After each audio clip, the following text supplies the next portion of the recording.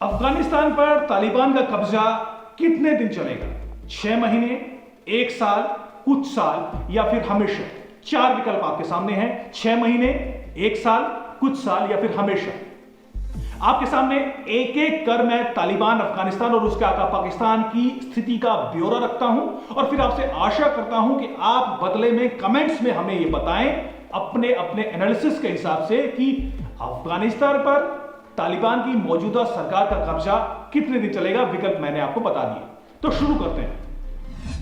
15-16 अगस्त वो तारीख थी जब तालिबान का कब्जा अफगानिस्तान पर लगभग हो चुका था। कुछ इलाकों को छोड़कर पंजशेर जैसे इलाके ऐसे थे जहां पर रेजिस्टेंस अभी भी जारी है, लेकिन 95% से ज्यादा इलाकों पर अफगानिस्तान पर तालिबान का कब्जा हो चुका था।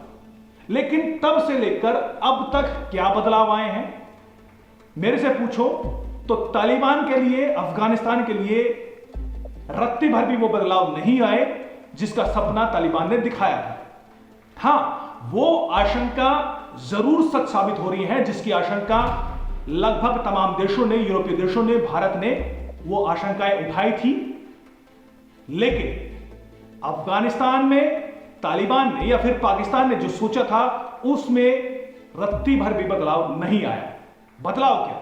बदलाव ये कि जब तालिबान की सरकार अफगानिस्तान में बनी तो उसको एक लेजिटिमेसी का दर्जा दिया जाए, डिप्लोमेटिक स्तर पर, अंतरराष्ट्रीय मंच पर उसको पहचान दी जाए, उसको लेजिटिमेट गवर्नमेंट माना जाए और पीछे से लेजिटिमेसी देने के बाद तालिबान की मदद की जाए डॉलर्स के बहाने, अलग अलग तरीके से। यह उम्मीद अफगानिस्तान ने और पाकिस्तान ने लगाई थी, लेकिन उसमें अभी भी रत्ती भर भी पॉजिटिव बदलाव नहीं। कैसे? अभी तक किसी भी देश ने तालिबान को लेजिटिमाइज गवर्नमेंट घोषित नहीं किया है। यहां तक कि खुद पाकिस्तान ने, जो कि जिसकी ये कहे कि जिसके इशारों पर ये सब हो रहा है, उसने भी अब तक हिम्मत नहीं दिखाई है कि वो उसको डिप्लोमेटिक रिकॉग्निशन दे दे। यानी पाकिस्तान भी तालिबान के साथ संबंध बनाने में बेहद हिचकिचा डर रहा है। अंतरराष्ट्रीय स्तर पर उसको किस तरह से आइसोलेशन का सामना करना पड़ेगा, उसको देखते हुए पाकिस्तान ने भी अब तक लेजिटिमेट पहचान का दर्जा तालिबान को नहीं दिया। उसके बाद चीन से बड़ी उम्मीद थी। सबको लग रहा था कि यूएस अफगानिस्तान से निकलेगा और चीन कब्जा कर लेगा और चीन जल्द से जल्द उसको पहचान दे देगा, डिप्लोमेटिक रिलेशन अपनी स्थापित कर लेगा। लेकिन चीन ने भी एक भी कदम आगे नहीं बढ़ाया है, बल्कि शुरुआत में जो गर्मजोशी उसने दिखाई थी उसमें भी 2 कदम वो पीछे हटाता नजर आ रहा। तीसरा देश ऐसा था जो लग रहा था कि वो मदद करेगा, वो रशिया था। लेकिन रशिया भी कहीं ना कहीं बैलेंस एक्ट में यहां पर दिखाई देता है। कैसे, मैं आपको बताऊंगा। पाकिस्तान को उम्मीद थी कि वो दुनिया के सामने ये कहेगा कि वो तालिबान को चेक एंड बैलेंस में रखेगा, यानी उस पर कब्जा करके रखेगा और वो पूरी दुनिया में उसकी जमीन को आतंकवाद के लिए इस्तेमाल नहीं होगा, लेकिन इसके बदले में डॉलर्स की बरसात पाकिस्तान पर होनी चाहिए और पाकिस्तान को वो दर्जा मिलना चाहिए कि वो एक बड़े लार्जर प्लेयर का रोल अदा कर सकता है, खास तौर पर साउथ एशिया की पॉलिटिक्स में। लेकिन नतीजा क्या? नतीजा ये हुआ कि अभी तक ना तो भाई साहब जो बाइडेन ने उसको एक मिस्ड कॉल भी मारी है, ना ही यूरोपियन कंट्रीज ने किसी तरह की बात को आगे बढ़ाने के लिए कोई मीटिंग रखी है, ना कोई बातचीत आगे बढ़ाई है। बल्कि हाल ही में इंडिया ने 4 कदम आगे बढ़ते हुए एक एनएसएल लेवल की 8 कंट्रीज के साथ एक मल्टीलैटरल मीटिंग रखी है, जिसने कहीं ना कहीं पाकिस्तान को आउटक्लास्ट, पाकिस्तान को यहां पर कोने में लगाने की कोशिश कामयाब यहां पर होती नजर आ रही है इंडिया की। हाल ही में हम जानते हैं कि नई दिल्ली में अफगानिस्तान के 8 महत्वपूर्ण पड़ोसी देशों की एक मीटिंग हुई है। इस मीटिंग को लीड किया भारत के national security advisor Ajit Doval ने और इस मीटिंग में 7 अलग अलग अफगानिस्तान के 7 अलग अलग पड़ोसी देशों के एनएसएज आए थे और उन्होंने एक 2 दिन में लगातार मीटिंग की और 2 दिन बातचीत की। इनमें देश थे Russia, Tajikistan, Uzbekistan, Iran, Turkmenistan, Kazakhstan और किर्गिस्तान। ये 7 मुल्क ऐसे हैं जो कि अफगानिस्तान के इर्द गिर्द बसते हैं। इस मीटिंग में पाकिस्तान और चाइना को भी बुलाया गया था, लेकिन जाहिर है अगर भारत ऐसी बातचीत को लीड करे अफगानिस्तान में तो पाकिस्तान तो कतई नहीं आएगा। चीन भी सॉलिडेरिटी दिखाते हुए उसने इस मीटिंग में वो नहीं आया। लेकिन इसके अलावा जो बड़े प्लेयर हैं, एक पड़ोसी मुल्क होने के नाते उन्होंने इसमें बातचीत में शामिल हुए और उन्होंने जो जॉइंट स्टेटमेंट निकाला वो बेहद दिलचस्प है। उनका पूरा फोकस 2 पॉइंट्स पर था। एक पॉइंट कि अफगानिस्तान की धरती किसी भी सूरत में टेररिज्म के लिए इस्तेमाल नहीं होनी चाहिए, जो कि 2001 से पहले होती रही है या फिर उसके बाद भी। यानी तालिबान को हर एक तरह की कोशिश करनी चाहिए और यह मैसेजिंग सीधे सीधे तालिबान को थी। दूसरा मैसेज यह था कि अफगानिस्तान में इंक्लूसिव गवर्नमेंट होनी चाहिए। इंक्लूसिव गवर्नमेंट यानी यह क्लियर मैसेजिंग थी कि जो मौजूदा गवर्नमेंट है, जो तालिबान गवर्नमेंट है, वो लेजिटिमेट नहीं है। लेजिटिमेट तभी मानी जाएगी जब इंक्लूसिव गवर्नमेंट हो। इंक्लूसिव का मतलब क्या है? इंक्लूसिव का मतलब है कि वहां पर हर एक तबके, ये जो क्षेत्रीय अस्मिताएं हैं अलग अलग अफगानिस्तान में, उसके लोग शामिल हो, जिसमें ताजिक भी हो, उज्बेक भी हो और हजाराज भी हो और खास तौर पर महिलाएं। इन तमाम लोगों को शामिल किया जाए। वो लोग भी हो जो कि इससे पहले गवर्नमेंट में शामिल थे, वो लोग भी इसमें शामिल हो। इस तरह की इंक्लूसिव गवर्नमेंट बने। और इन दोनों ही मैसेजिंग से साफ हुआ कि ये जो 8 लोग थे, जो महत्वपूर्ण देश हैं, ये कहीं ना कहीं मौजूदा गवर्नमेंट को किसी भी तरह की राहत या रियायत देने के मूड में कतई नहीं। अब ऐसी स्थिति में 8 देश साथ आते हैं तो कहीं ना कहीं आइसोलेट होता नजर आता है उसका तालिबान भी और उसका आका पाकिस्तान भी। लिहाजा पाकिस्तान ने भी जल्दबाजी में एक मीटिंग रखी। उन्होंने मीटिंग में तालिबान के यानी अफगानिस्तान के so called foreign minister Amir Khan Muttaqi को बुलाया इस्लामाबाद में और यहां पर 4 देशों में एक मीटिंग की, जिसमें यूएस था, रशिया था, चाइना, पाकिस्तान इनके रिप्रेजेंटेटिव थे। और उन्होंने मुतक्की को सुना, उससे बातचीत की, जिसमें मुतक्की ने अपना मौक़िफ़ अपनी वो रखने की कोशिश की। भैया साहब 3 महीने हो गए, अब तो मान जाओ, कुछ तो मदद करो। लेकिन दिलचस्प ये था कि ये जो नुमाइंदे अमेरिका, रशिया और चाइना के आए थे, ये अपने अपने डिपार्टमेंट के सबसे जूनियर अधिकारी थे। पता नहीं जूनियर भी थे या फिर क्लर्क ही थे। और उसके बाद जो इस मीटिंग के जरिए भी जो मैसेजिंग देने की कोशिश थी, वो ये कहना था कि दरअसल हम जो है वो हम इंक्लूसिव गवर्नमेंट बनाएंगे। यानी उसके बाद जो बयान दिया गया इसमें, उन्होंने भी यही कहना पड़ा मुतक्की को और पाकिस्तान को कि भाई हम इंक्लूसिव गवर्नमेंट बनाएंगे, लेकिन जब बनाएंगे तब मदद पेश कर देंगे। ये मौक़िफ़ इस मीटिंग से निकला। अब सिचुएशन क्या है? सिचुएशन आप देख ही रहे हैं, 3 महीने बीत चुके हैं। हालत यह है कि अफगानिस्तान में अब सर्दियों का मौसम है और सर्दियों के मौसम में जो हालात अफगानिस्तान के हैं वो कहीं ना कहीं भुखमरी की ओर बढ़ते जा रहे हैं। और कुछ रिपोर्ट्स का यह दावा है कि 90 से 95% आबादी आने वाले दिनों में भुखमरी का जबरदस्त सामना अफगानिस्तान की आबादी को करना पड़ेगा, क्योंकि वहां जो मौजूदा स्थिति है खासतौर पर फूड एंड सप्लाई को लेकर वो बेहद बुरी है। और रिपोर्ट्स इस तरह की आ रही है कि भूख को मिटाने के लिए कुछ परिवारों को अपने बच्चों तक को बेचना पड़ रहा है। ये हालात है।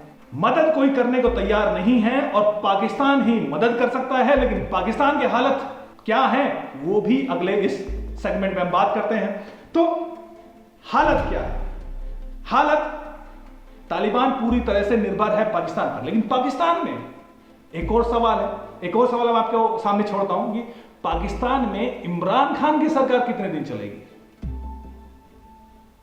3 महीने, 6 महीने, 1 साल? इससे 3 ही विकल्प आपके सामने है। 3 महीने, 6 महीने, 1 साल। क्यों? उसके भी पॉइंट दर पॉइंट मैं आपके सामने कुछ मौजूदा हालात को, कुछ सच को सामने रखना चाहूंगा।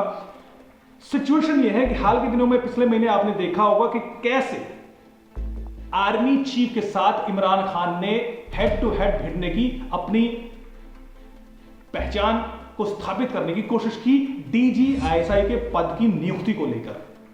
हम वैसे तो सब जानते हैं कि आर्मी की सहमति के बिना कोई भी सरकार पाकिस्तान में टिक नहीं सकती। इमरान खान भी अब तक इसलिए टिके रहे, लेकिन अचानक इमरान खान को क्या हुआ कि उसने आर्मी चीफ को सीधे सीधे हेड ऑन लेने की कोशिश की और DGISI के पद को लेकर वो अड़ गए। लेकिन नतीजा 3 हफ्ते बाद क्या हुआ? 3 हफ्ते बाद आखिरकार इमरान खान को वही मानना पड़ा जो कि पाकिस्तान के आर्मी चीफ बाजवा चाहते थे। लेकिन इस 3 हफ्तों में बहुत कुछ बदल गया। इमरान खान की सरकार पर जो आर्मी का हाथ था, बाजवा का हाथ था, वो आशीर्वाद का हाथ हट गया। अब सिचुएशन ये है कि इमरान खान की सरकार को हर एक स्तर पर खुद ही लड़ना पड़ रहा है। उसके बाद क्या हुआ? उसके बाद एक एक करके मैं आपको बताता हूं। उसके बाद अचानक TLP का ड्रामा होता है। TLP यानी तहरीके लब्बैक पाकिस्तान, जो एक पॉलिटिकल पार्टी है बरेलवी, जो एक तरह से कहें कट्टरपंथी बरेलवी संगठन है। उसने अलग अलग मुद्दों को लेकर ड्रामा किया। आप जानते हैं कि वो फ्रांस के डिप्लोमेट्स को बाहर निकालना चाहते हैं और वो लगातार सड़क पे हैं। बड़ा हंगामा हुआ, कई पुलिसकर्मी मारे गए। इमरान खान सरकार ने पूरी कोशिश की कि उनको किसी तरह मनाया जाए, वो नहीं माने। इमरान खान के मंत्री लगे रहे, नहीं माने। आखिरकार इमरान खान को एक ऐसे मौलाना को लाना पड़ा जो कि उसकी सरकार के विरोधी है, यानी विरोधी पार्टी के एक मौलाना को लाना पड़ा। वो आए, उन्होंने मनाया और इसके पीछे बाद में पता चला कि वो भी आर्मी चीफ ने ही किसी तरह बातचीत को मनाया। साफ पता चल गया कि TLP के मामले में इमरान खान की सरकार फेल हुई। दूसरा बड़ा मौजूदा डेवलपमेंट जो है, इमरान खान सरकार TTP यानी तहरीके तालिबान पाकिस्तान, जो कि अफगानिस्तान पाकिस्तान का एक फिक्रा था, जो कि बाद में जिसने पाकिस्तान के खिलाफ युद्ध छेड़ दिया था, वो लगातार हमले पाकिस्तान पर कर रहा है। उससे बातचीत पर आमादा इमरान खान सरकार है और उसने हाल ही में बातचीत शुरू कर दी, उसकी घोषणा कर दी। और दोनों तरफ से बातचीत का नतीजा यह हुआ कि दोनों तरफ से 1 महीने के लिए सीज फायर की घोषणा की गई है। सीज फायर, दोनों ने कहा कि एक दूसरे ना तो गिरफ्तारियां होंगी, ना उन्होंने कहा कि हमले करेंगे। और बाकायदा इसकी घोषणा पाकिस्तान सरकार ने कर दी। TTP क्या है? अब TTP आपको पता है कि 7 साल पहले 2014 में TTP ने आर्मी पब्लिक स्कूल पर एक हमला किया था, जिसमें 150 के करीब आर्मी ऑफिसर्स के ही बच्चे मारे गए थे। और क्या हंगामा हुआ था हम सब जानते हैं। भारत ने भी बड़े सहानुभूति दिखाते हुए बयान जारी किया था कि ये बहुत बड़ा सानेहा हुआ है। लेकिन खुद पाकिस्तान सरकार आज उन्हीं के साथ बातचीत कर रही है टेबल पर बैठकर, जबकि इस मामले में अब तक सुप्रीम कोर्ट से न्याय के इंतजार में है उन मारे गए बच्चों के माता पिता। तो जाहिर है उसका एक तरह से रिएक्शन भी आना था। रिएक्शन यह आया कि तमाम माँ बाप ने जो पेरेंट्स हैं, उन्होंने सुप्रीम कोर्ट में एक अर्जी दाखिल कर रखी थी और उन्होंने चीफ जस्टिस से गुहार लगाई कि भाई सरकार से पूछिए कि वो इस मामले में जो बच्चों की हत्याएं हुई थी उस मामले में क्या कर रही है, दोषियों को क्या सजा दे रही है कि नहीं दे रही। अब इमरान खान की जिम्मेदारी अपने पे है। आर्मी का हाथ उनके सर पर नहीं है। तो इमरान खान जो चीफ जस्टिस है वो समझ गए। उन्होंने इमरान खान को अपनी कोर्ट में तलब कर लिया। पिछले हफ्ते इमरान खान को सुप्रीम कोर्ट जाना पड़ा, वहां पर बताना पड़ा कि भाई हम दरअसल क्या कर रहे हैं। सुप्रीम कोर्ट ने सीधे सीधे पूछ लिया कि आप क्या उन लोगों से बातचीत कर रहे हैं जो कि APS मामले, आर्मी पब्लिक स्कूल में इतने बड़े आतंकी हमले के लिए जिम्मेदार थे, आप उनसे बात क्यों कर रहे हैं। इस तरह के सवालों को बयान दिए और अगले कुछ महीनों में जवाब देने की बात की है कि आप क्या क्या कार्रवाई करेंगे। ये सीधे सुप्रीम कोर्ट ने इमरान खान से पूछ लिया है। तो TTP के मामले भी इमरान खान सरकार अकेली यहां पर पड़ती नजर आ रही है, हारती नजर आ रही है। दूसरा, पॉलिटिकल मामले में हमने देखा कि कैसे हर एक मामले में पार्लियामेंट में, पाकिस्तान की पार्लियामेंट में किसी भी बिल को पास कराने के लिए आर्मी अपने रसूख का इस्तेमाल करती थी, सभी अलग अलग पार्टी डराने के लिए। तो एक हालिया बिल एक लाना था जो कि ईवीएम मशीन को लेकर एक बिल इमरान खान सरकार लाना चाहती थी कि जो वहां पर वोटिंग हो ईवीएम के जरिए हो, इसके जरिए एक बिल लाना चाहती थी। इमरान खान सरकार को पता था कि अलग अलग चाहे वो लोअर हाउस हो चाहे अपर हाउस हो, वहां पर इमरान खान सरकार कमजोर है, लिहाजा वो पास नहीं करा पाए, तो उन्होंने जॉइंट सेशन बुलाया था। तो जॉइंट सेशन में भी पता चला कि भाई जॉइंट सेशन में भी नहीं वो जीत पाएंगे। जो सहयोगी पार्टियां हैं इमरान खान की, पीटीआई की, वो पीछे कदम हटा रहे हैं। अब भाई आर्मी चीफ का हाथ सर से उठ गया, तो अब कोई इमरान खान के पीछे खड़ा होने को तैयार नहीं है। इसमें दो बड़ी पार्टियां हैं, एक है एमक्यूएम जो कि कराची और सिंध के आसपास की एक बड़ी पार्टी है, और दूसरी पार्टी है पीएमएलएन, क्यों कादियानी, पीएमएलएन पाकिस्तान मुस्लिम लीग, जिसके परवेज इलाही इसके सरबराह है। वो उन दोनों ने कह दिया भाई हम आपका साथ नहीं देंगे, हम आपके खिलाफ वोट करेंगे। तो नतीजतन ये हुआ कि राष्ट्रपति को जॉइंट सेशन का ये जो इजलास होने वाला था, इसका नोटिफिकेशन वापस लेना पड़ा। उन्होंने कहा कि भाई अब मुअख्खर करना पड़ेगा, अब रद्द करना पड़ेगा, ये जॉइंट सेशन नहीं होगा। तो पॉलिटिकल लेवल पर भी आइसोलेशन का शिकार इमरान खान हो रहे हैं। अब बचा है इकोनॉमी का हाल क्या है, ये हम सब जानते हैं, रोजाना खबरें पढ़ रहे हैं। जो जिस तरह के डीवैल्यूएशन आईएमएफ के जाल में फंसकर पाकिस्तान के सरकार को करना पड़ रहा है, उसका नतीजा यह है कि 175 से 176 रुपए डॉलर का भाव हो गया है। महंगाई इसके नतीजे में इस कदर आसमान छू रही है कि पाकिस्तान के लोग त्राहिमाम कर रहे हैं। वो एंकर्स जो कि लगातार इमरान खान की शान में कसीदे गढ़ा करते थे, वो भी अब बैठकर इमरान खान को लानतें भेज रहे हैं इस महंगाई को लेकर। अब इकोनॉमी का क्या हालत है वो भी आप देखिए। पाकिस्तान का जो कर्ज है वो 40 ट्रिलियन पाकिस्तानी रुपीस हो चुका है, 40 ट्रिलियन। अगर हम इसको डॉलर में तब्दील करें तो 280 बिलियन डॉलर पाकिस्तान पर कर्ज है। अगर आप इसको और बेहतर तरीके से समझना चाहें तो ये समझिए कि 280 बिलियन डॉलर की पाकिस्तान की जीडीपी यानी टोटल इकोनॉमी जो है पाकिस्तान की 280 बिलियन की है, और 228 बिलियन का कर्ज है। लगभग 81-82% जो जीडीपी का है वो पाकिस्तान के सर पर कर्ज है, और उस कर्ज का ब्याज भी देने के लिए डॉलर्स नहीं है पाकिस्तान के पास। उसको कभी चाइना की मदद मांगना पड़ रहा है, चाइना ने अब कई सालों से देने से इनकार कर दिया, चाइना को अपने पैसे वापस चाहिए। अब हाल ही में किसी तरह सऊदी अरब ने लगातार कई बार मदद की, हाल ही में फिर से $1 बिलियन पाकिस्तान की बैंक में रखवाने के लिए उन्होंने कहा है, ताकि पाकिस्तान का रिजर्व बना रहे। तो ये सिचुएशन हर एक स्तर पर इमरान खान सरकार की बनी हुई है। ऐसे में इमरान खान खुद कितने दिन बचेंगे ये भी आप कमेंट्स में बताइए कि 3 महीने, 2 महीने या फिर 1 साल, इससे ज्यादा पाकिस्तान में इमरान खान नहीं टिकने वाले। और पाकिस्तान नहीं टिकेगा तो तालिबान कितना टिकेगा ये भी आप एक एक करके हमें बताइए, हम जानना चाहते हैं। सिचुएशन मैंने आपको बताई दी।